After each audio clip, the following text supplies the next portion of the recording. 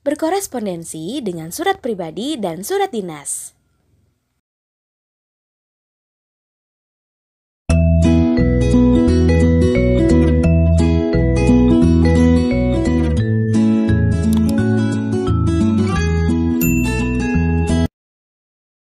Kompetensi dasar mengidentifikasi informasi dari surat pribadi dan surat dinas yaitu 3.13 mengidentifikasi informasi yang berupa kabar, keperluan, permintaan, dan atau permohonan dari surat pribadi dan surat dinas yang dibaca dan didengar. Dengan indikator pencapaian kompetensi, yang pertama, menyimpulkan ciri umum surat pribadi dan surat dinas pada teks yang dibaca atau didengar. Dan yang kedua, mendaftar kata atau kalimat sebagai ciri surat pribadi dan surat dinas pada teks yang dibaca atau didengar. Pernahkah kamu menulis surat? Tahukah kamu bahwa surat dapat digunakan untuk mengungkapkan aspirasi? Selain mengungkapkan aspirasi, surat juga dapat digunakan untuk mengekspresikan rasa rindu kepada teman yang jauh. Jadi, apa sih yang dimaksud dengan surat? Surat adalah sarana komunikasi untuk menyampaikan informasi tertulis oleh suatu pihak kepada pihak lain dengan tujuan memberitahukan maksud pesan dari si pengirim. Informasi yang diberikan dalam surat berupa pengantar, pemberitahuan, tugas, permintaan, perjanjian, pesanan, perintah, laporan, putusan, dan lain-lain. Surat terbagi menjadi dua jenis, yaitu surat pribadi dan surat dinas. Kamu akan belajar mengenal dan memahami surat pribadi terlebih dahulu sebelum surat dinas.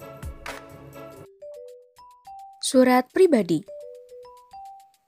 Surat pribadi adalah bentuk komunikasi tulis yang dilakukan oleh seseorang kepada orang lain sebagai pribadi, bukan sebagai wakil atau urusan yang berkaitan dengan kelembagaan atau kedinasan atau resmi. Surat pribadi sifatnya bebas, isinya bisa jadi hanya berupa sapaan hangat, ucapan selamat, atau urusan pribadi lainnya.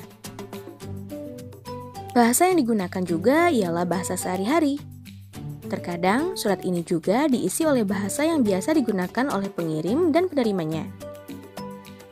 Berbagai gaya bahasa juga biasa diselipkan di dalamnya. Nah, adapun ciri surat pribadi yang pertama, surat pribadi merupakan bentuk komunikasi interaktif antara orang pertama yaitu pengirim dan orang kedua yaitu penerima. Ciri yang kedua, surat pribadi berisi unsur tanggal surat, alamat surat, pembuka surat, pendahuluan, isi, dan penutup surat, serta nama pengirim surat atau juga tanda tangan.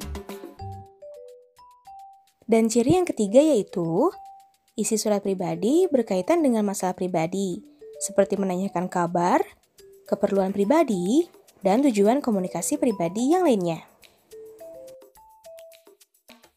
Nah, coba kalian perhatikan, di dalam buku paket Bahasa Indonesia kelas 7, halaman 246, ada contoh dari surat pribadi. Jayapura, 12 November 2015. Ini merupakan alamat dan tanggal surat. Salam sayang untuk Bunda. Ini merupakan pembuka surat. Kemudian Bunda, Edo merindukan Bunda.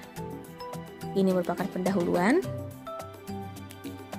Sudah seminggu Edo di Bandung untuk mengikuti Jambore UKS. Di sini, Edo tinggal di asrama bersama teman-teman dari seluruh Indonesia.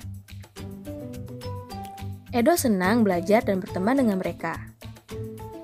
Bapak dan ibu instruktur sangat ramah dan baik. Edo mendapatkan banyak ilmu dari mereka. Meskipun Edo bahagia di sini, Edo tetap merindukan Bunda. Rindu masakan Bunda. Apalagi ada kabar pelatihan UKS diperpanjang hingga 3 hari. Tetapi Bunda tidak usah khawatir, Edo akan baik-baik saja di sini. Nah, ini merupakan isi.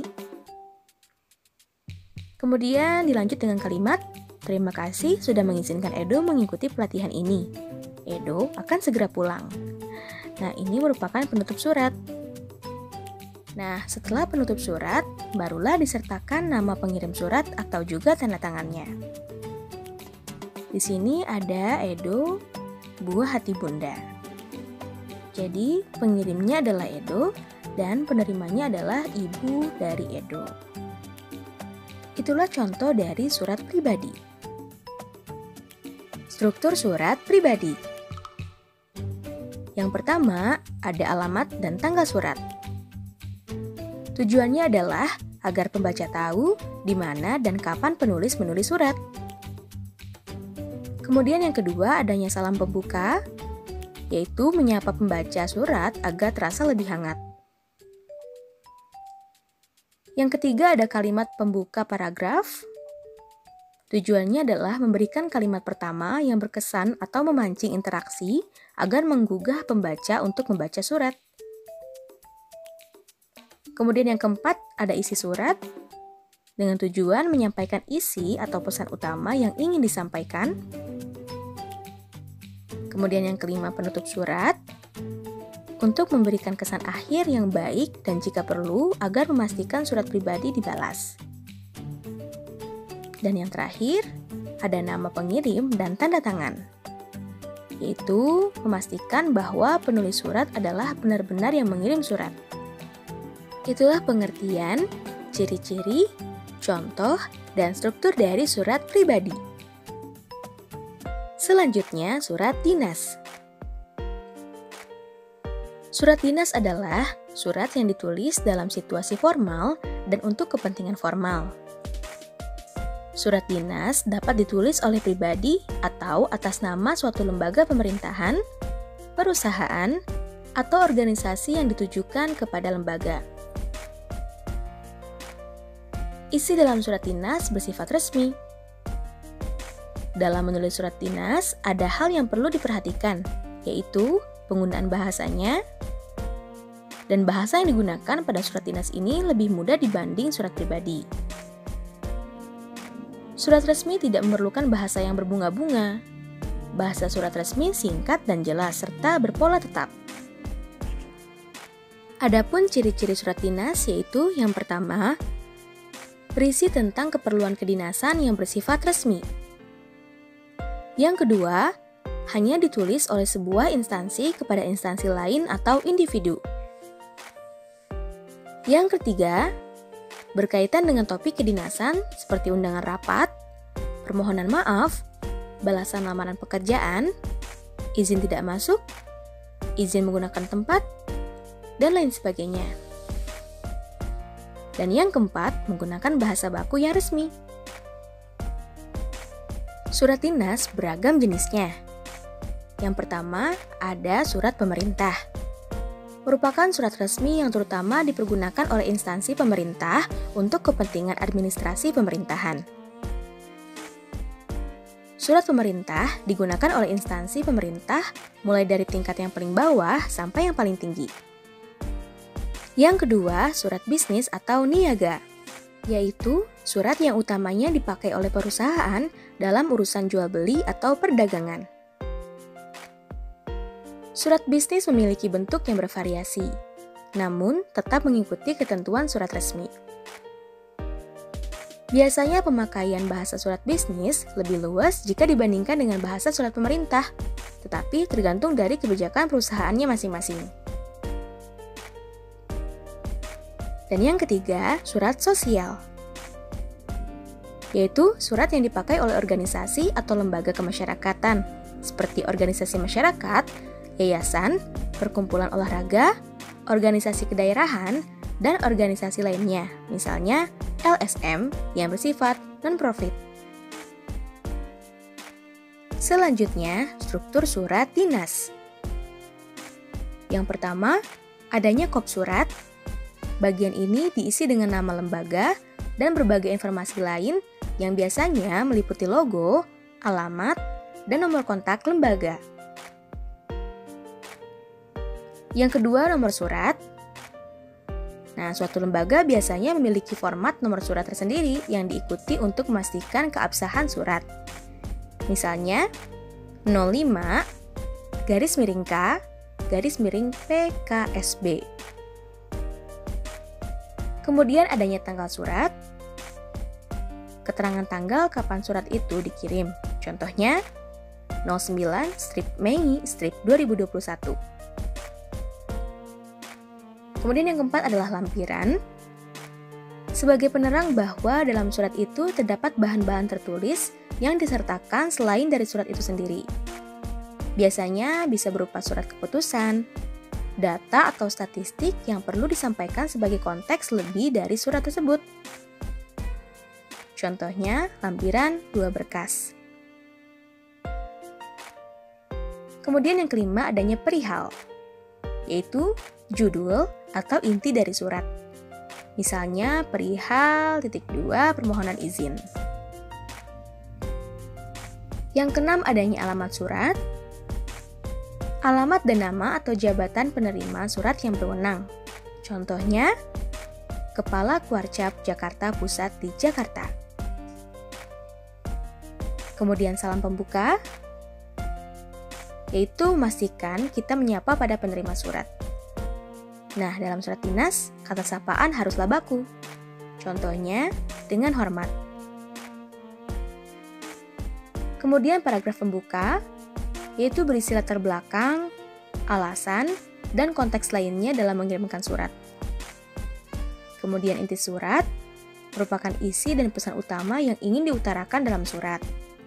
Dan paragraf penutup, berisi ucapan terima kasih dan penutup lain yang diperlukan. Nah, coba kalian perhatikan contoh dari surat dinas. Lihat bagian awal, Pemerintah Provinsi Daerah Khusus Ibu Kota Jakarta, Dinas Pendidikan Sekolah Menengah Pertama, dalam kurung SMP Negeri 15. Jalan Flora Raya, nomor 3, Pondok Bambu, Cawang, Jakarta Timur.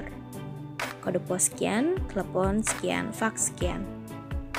Nah, itu merupakan kop surat, yaitu meliputi logo yang paling kiri, kemudian ada alamat, dan nomor kontak lembaga. Selanjutnya ada nomor surat di sebelah kiri, kemudian ada tanggal surat di sebelah kanan. Nah, adanya lampiran. Walaupun lampirannya tidak ada, tetapi tetap dicantumkan. Kemudian perihal. Perihalnya yaitu rapat wali murid. Kemudian alamat surat. Nah, kalau misalnya tidak tahu alamatnya, berarti di tempat saja. Kemudian salam pembuka, yaitu ada kata atau kalimat Assalamualaikum warahmatullahi wabarakatuh. Kemudian paragraf pembuka, dengan ini Kepala SMP Negeri 15 Jakarta mengundang Bapak atau Ibu atau orang tua atau wali siswa kelas 7 untuk menghadiri rapat bagi siswa baru bertujuan untuk mensosialisasikan kegiatan sekolah serta pemberitahuan tentang peraturan-peraturan sekolah. Nah, rapat ini akan dilaksanakan pada, ini termasuk dari inti surat, yaitu hari atau tanggal, sekian, waktunya sekian, dan tempatnya di Aula SMP Negeri 15. Itu merupakan inti surat. Kemudian untuk paragraf penutup, melihat pentingnya acara ini, diharapkan kehadiran Bapak, Ibu, orang tua, wali siswa kelas 7. Demikian surat pemberitahuan ini kami sampaikan. Atas perhatian dan kehadirannya kami ucapkan terima kasih. Nah, ini merupakan paragraf penutup. Kemudian ada nama pengirim dari surat tersebut. Sekian, tunggu video selanjutnya ya.